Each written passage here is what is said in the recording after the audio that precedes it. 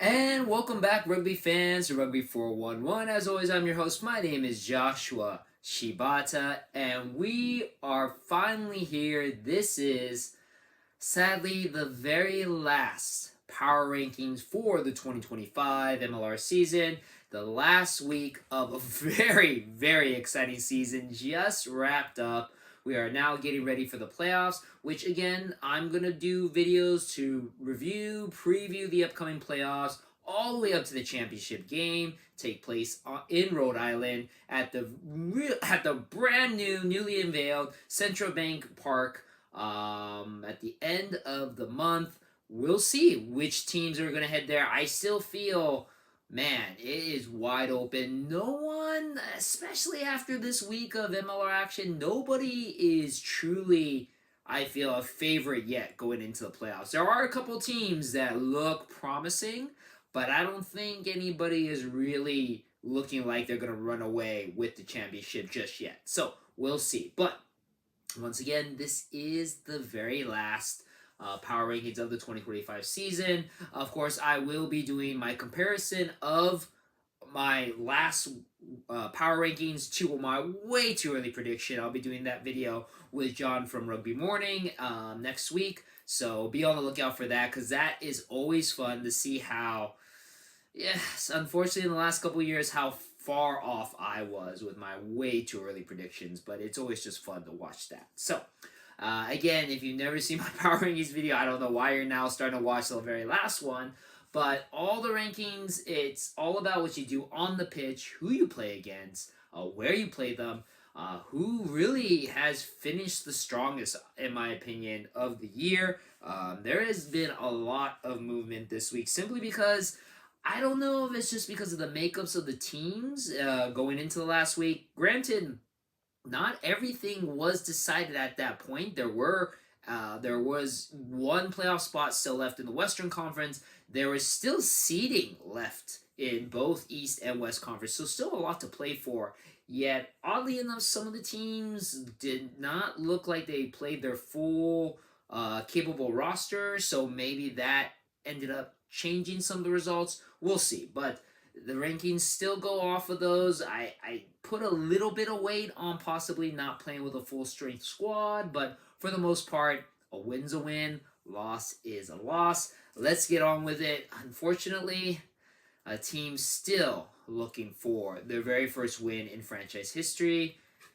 Anthem Rugby Carolina have yet to move out of the 11th spot. I don't think they've moved out of the 11th spot at all this season. I think I might have moved them out of the 11th spot last year just because they ended up losing a really, really close game. Everybody else was losing anyway, so I felt it was justifiable to move them up. This year, unfortunately, there was no situation where that happened. Anthem is going down in history as the worst start for any franchise. I feel, and I might do a video about this, Anthem will have to start really looking into the progress of the team, because I feel I can't with good conscience say that this season has been improvement from last season. I feel, if anything, it might have been a step backwards, because the team should have won at least one game, but unfortunately it did not happen. Again, worst franchise start in any franchise in Major League Rugby history. And considering this is supposed to be a team that's the whole purpose is develop future USA Eagles players, it doesn't necessarily look very well when you have a squad like this not even winning one match in a very capable season, in my opinion. Case in point, this match with Houston. They lose to Houston 26-14. They actually tied with Houston with 10 minutes left in the game. The game was 14-14, and then just Houston ended up putting on a couple of tries, and them just looked like they really gassed out at the end. A very frustrating season, I feel, more so than the first season for Anthem. It'll be interesting to see where we go from here. Hopefully maybe some improvement as USA players are starting to get better. We have a roster of a lot of young players with a year or two under their belt. Maybe they'll see improvement that way. But again, I definitely would say that this was a step backwards for Anthem Rugby Carolina. Moving on to number 10. Definitely also a year step backwards for the NOLA Gold. Finishing the season pretty down, to be honest. Losing to, of course, a very game New England Free Jacks, though I have to admit, New England looked a little lackluster too. In the game, NOLA scored to begin with, but New England came back to get the score to be 14-5 at the half. Very defensive second half, not a lot of scoring. It looked like NOLA was going to get some support, especially from Cooper Coates, who had a brace in this game, to allow the game to be 21-12. With 15 minutes left, NOLA was able to score once again to make it 21-17, and actually looked like NOLA was on the roll for an upset. Unfortunately, they just ran out of time, and New England was able to hold off NOLA 21-17. At this point, again, NOLA really didn't have anything to play for. New England, though, interestingly enough, did not have a solid roster to start against NOLA. And again, it's not like New England necessarily had the first place seed in the Eastern Conference locked up. At that point, Chicago was first. So New England still had to win. And again, NOLA actually came close to beating them. So interesting tactic by the New England squad to not necessarily have their strongest lineup play. Granted, maybe it was to allow some of these reserve players to get some playing time so that they're ready to be reserve players when the playoff push happens. But again, kind of an interesting situation for New England. But again, New England wins 21-17.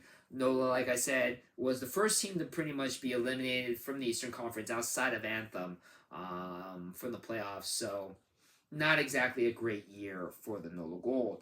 Another team that oddly, I don't know why the makeup was what it was for the roster lineup, but Old Glory DC getting pounded by San Diego, a team that, granted was fighting for playoff rights.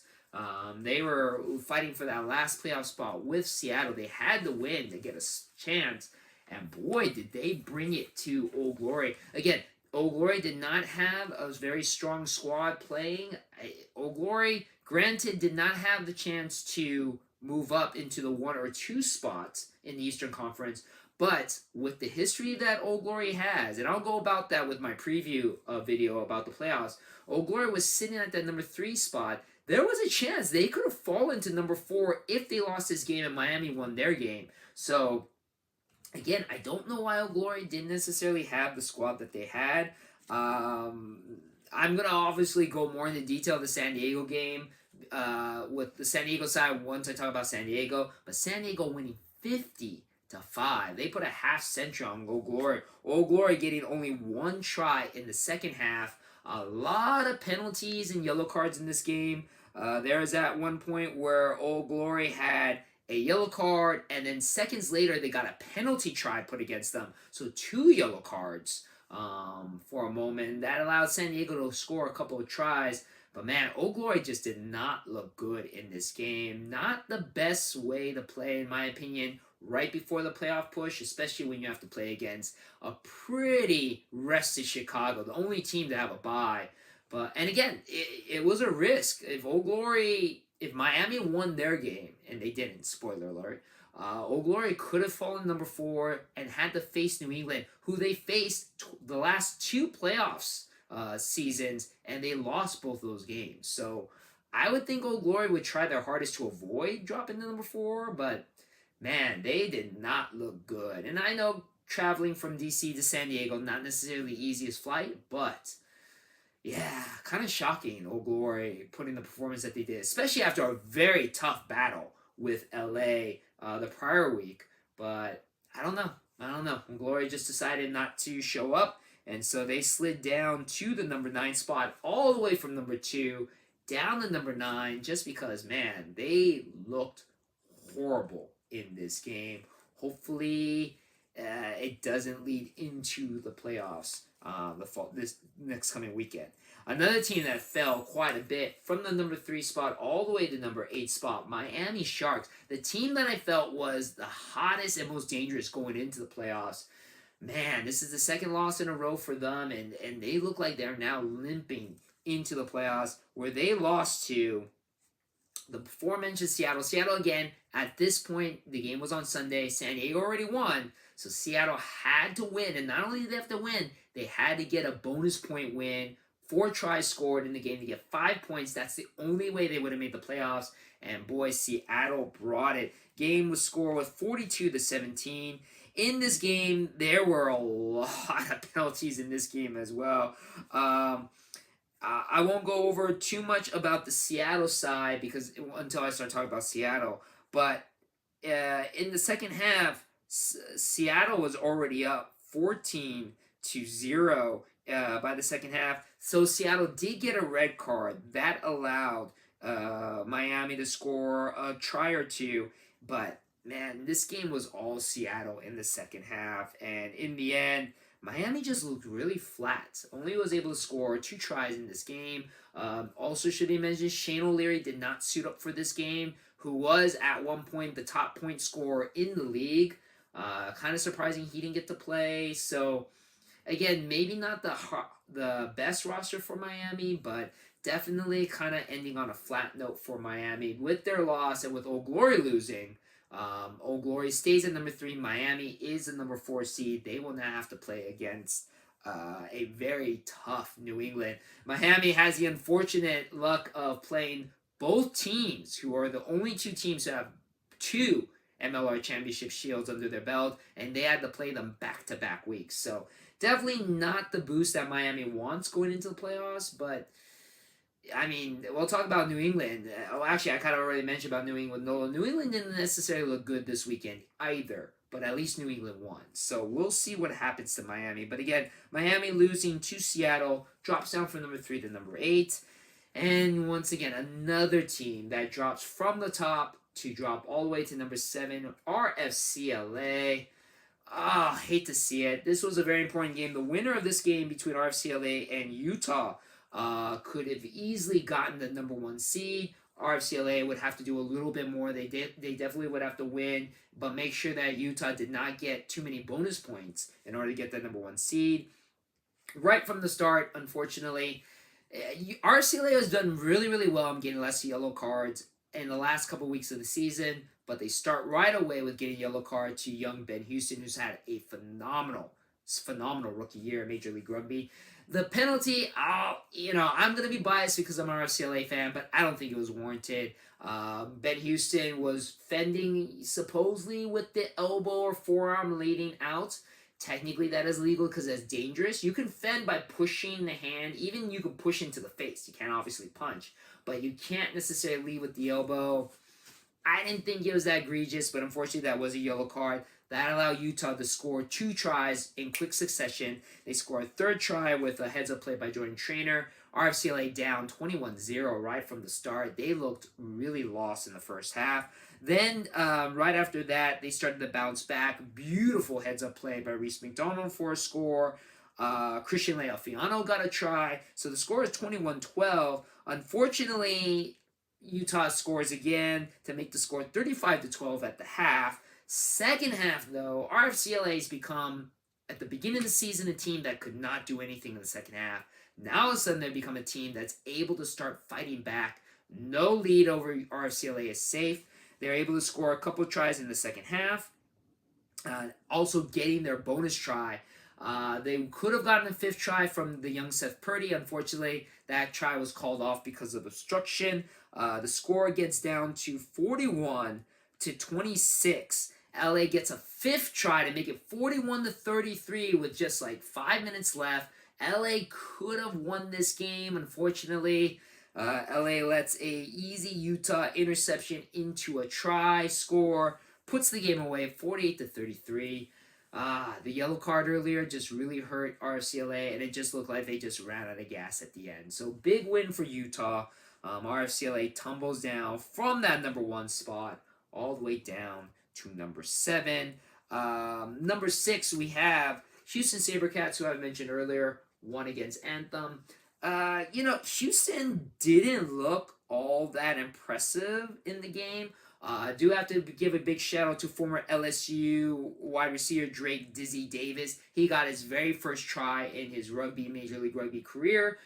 He is another example of a crossover player, a person who started playing a different sport and then later in their life got into rugby, and he has looked phenomenal. I mean, he is a guy who's just come out of nowhere, and he's looked really, really good for Houston. Hopefully, he'll have a really great rugby career.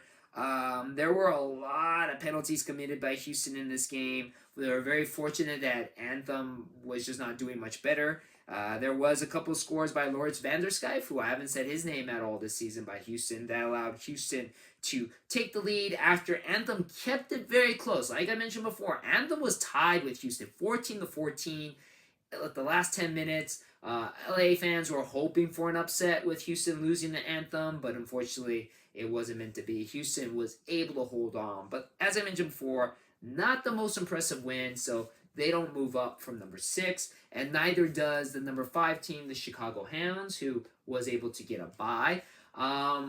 It'll be interesting to see how Chicago does going into the playoffs. They're the only team with a bye in the very last week. Most teams don't like to take the time off in rugby. They like to continuously keep playing, and sadly it looks like the trend is the team that's on a bye ends up not doing very well the following week. Chicago does have to go against Old Glory, though they're going to be at home.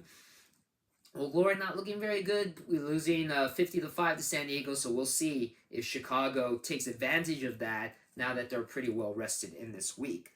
Our top 4 starts with New England, who looked, again, a little lackadaisical against NOLA. 21-17 was the score. They barely were able to hold on, preventing NOLA from the upset. Horrible news, unfortunately. Jason Patros, who I mentioned last week, had that weird injury where it looked like he kind of had his knee buckle. He is out for the rest of the season, will not make the playoffs. Did not look like Fitosi Penny was coming back to New England either. So yeah, right now New England kind of looking for a fly half to help them out in the game. I don't think New England looks like they're at 100%, so it'll be interesting. Again, originally Miami looked like the dangerous team, but Miami not looking very good against Seattle. Could Miami pull the upset with New England? I'll talk more about it when I talk about my preview of the playoffs, but it does look like New England at one point looking like the team to run away with it and possibly be the first three-time MLR champion. Doesn't necessarily look that hot going into the playoffs. A team that does look hot, though, the Seattle Seawolves, moving up to number 3 after taking down Miami pretty impressively, 42-17. Man, Seattle just doing what Seattle does. They've done this more than once, looking kind of shaky in the season, but during that playoff push, they are looking pretty dangerous. In this game, a lot of penalties. Seattle gets a yellow card. There was a point where Seattle unfortunately had to get a red card because Devon Rousseau, who had 2 yellow cards, got to get pulled off of the game with the red card. But fortunately, though, Seattle did have Duncan Matthews, who looked amazing in this game. Got a brace in this game. He just looked like he could not be tackled. He was just phenomenal, moving as well as he did. Ronnie Iona, who struggled quite a bit this season, looked very, very clutch, kicking off of the tee. And then the return of Jade Stiglich. He was my nominee for Rookie of the Year last season. Unfortunately, he suffered a lot of injuries this season, has not been able to play much, but man, he looked like he was back at 100%, so he looks dangerous. And then Nick Boyer, who I mentioned before, a journeyman's practically played for every Western Conference team, winds up in Seattle. He scored at the very end of the game, looked really, really good. So yeah, Seattle just peaking, I feel, at the right time. They look like a very, very dangerous team. And as an RFCLA fan, I'm kind of happy that RFCLA is avoiding Seattle in the first round. Seattle has the envious task of going to Utah to take on Utah. But man, Seattle looks like they could pull off the upset. And again, I'll talk more about that in my preview video. I'm getting ahead of myself here. And then, again, looking really, really good. And it's very unfortunate because they unfortunately were not able to make the playoffs just because for whatever reason, they really started struggling during the season after being the last undefeated team at the beginning of the season. San Diego Legion going all the way up to number 2 after pounding on Old Glory 50-5.